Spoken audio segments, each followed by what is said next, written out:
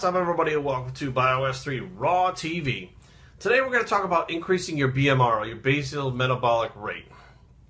Now, I shouldn't even be making this this video right now because there's really no point that I see, but the problem is I see people jumping on my comment section talking about how I'm wrong about things, and I'm like, fuck, here we go again. Another no avatar fucking armchair expert who has no clue what the fuck they're talking about.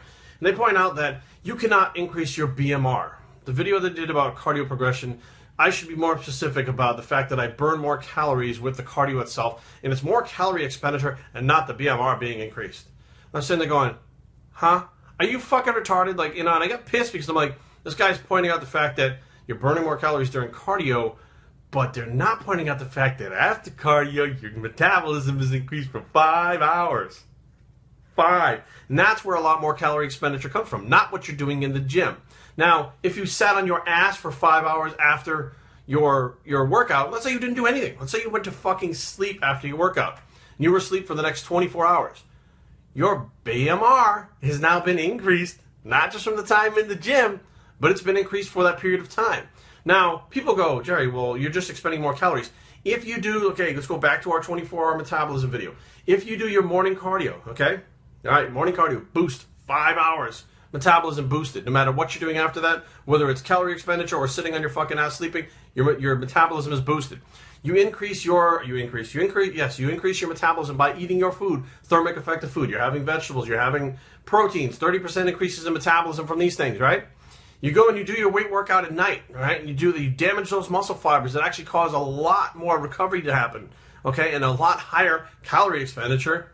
Not inside the gym, so you're not burning the calories in the gym. If you wore your heart rate monitor and it told you burn 400 calories in the gym, that's not the main amount of calories that are going to be burnt. It's the afterburn effect, which happens after your workout, which is now your resting metabolic rate is higher because you're sitting on your fucking ass doing nothing and you're still burning more calories as a byproduct of the exercise and what the exercise has done to your metabolism, not the actual act of the exercise. So you see, your BMR can be increased very easily by doing the right things at the right time, spread out the right way.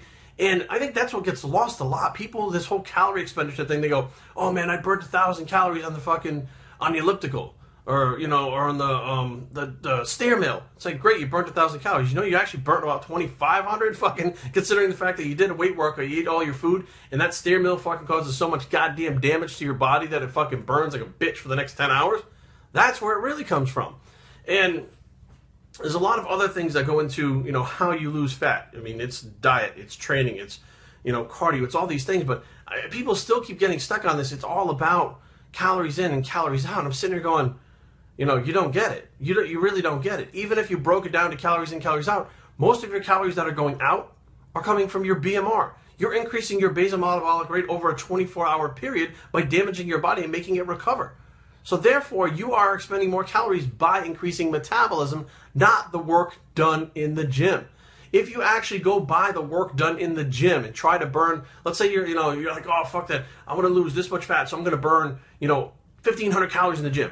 So that way there I'll lose this much weight. If you push your body hard enough, it will go backwards and wind up starting to tear down muscle tissue. Cortisol levels will rise. You will tear down muscle tissue. When you tear down muscle tissue, okay, metabolically active tissue, muscle tissue, you now have a slower metabolism. The body slows its metabolism because it doesn't have as much metabolically active tissue, hence muscle tissue.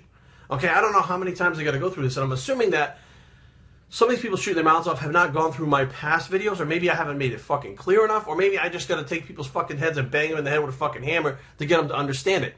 Because what I'm seeing is these same fucking individuals looking the same, getting no results, getting small results, thinking they understand how it works, but they don't. If they just grasp those easy fucking concepts, and the problem is it is very difficult to put these concepts into play. I don't give a shit what anybody says. And the more difficult something is, the more people shy away from it. So they're more apt to grab onto something that's very basic and easy to understand and easy to apply so they feel like they know what they're doing.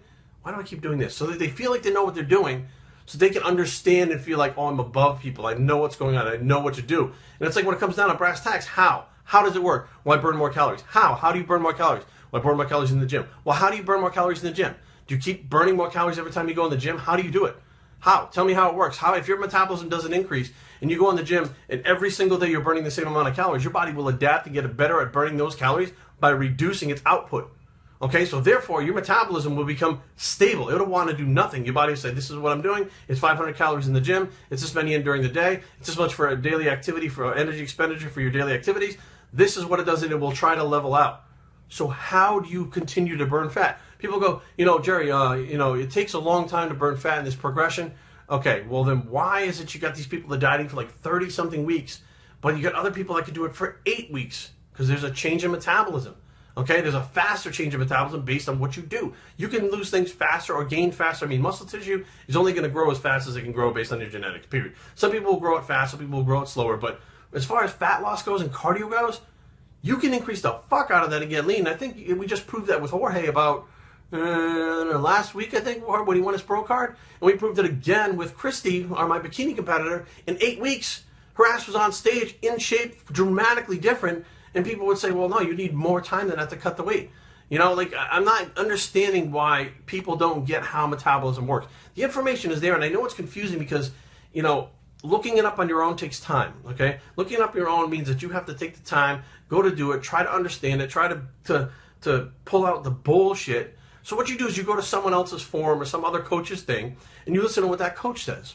And maybe that coach has a very small understanding of how to lose weight, how to lose fat. Maybe he knows some big words.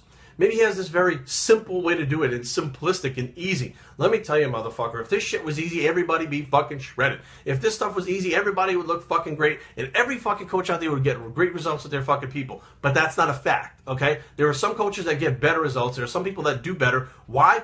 Because they understand how it works. Well, it could be genetics, but more than likely they understand how it works than the other fucking people. So when you come here and you don't fucking understand, you come on my page and you start shooting your mouth off about how I'm wrong, maybe you should stop and think a second. The reason why you're on my page is because you don't know everything. The reason why you're on my page is because you're getting a different view and you're getting more in-depth information, like this video right here that I'm doing, that you didn't know about. So maybe it's time for you to stop listening to the forums and the other fucking coaches and get off your ass and go literally into the fucking internet, climb in the fucking computer, get inside there, search around, learn how it really works, or go take classes to learn how it really works. Because I even got people with biology and chemistry classes coming back going, Jerry, you're right, this is how it works. The other coach are wrong. So, even the information is in schools. Go to school, do something. But stop coming on here telling me I'm wrong when I'm replicating this shit over and over and over again. You're doing nothing. Biowestertraining@gmail.com. Leave comments down below. But don't fight. Just listen to what I say. And if you don't want to listen to it, don't. www.biowestertraining.com is the blog, and where this is the Learn It Before You Say It bicep, and we're out.